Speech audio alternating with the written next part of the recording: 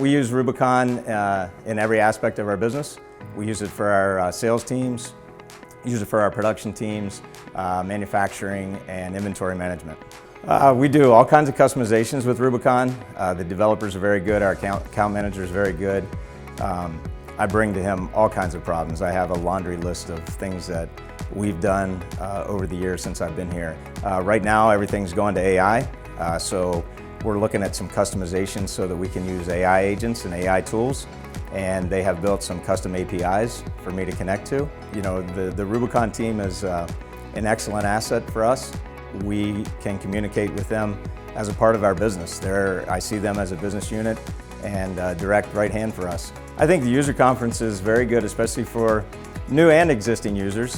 For existing users, I mean, we obviously know how to use Rubicon now, but you learn other ways of doing things that, you know, and sometimes it's your competitors that are here, but it's also sometimes we have customers here too.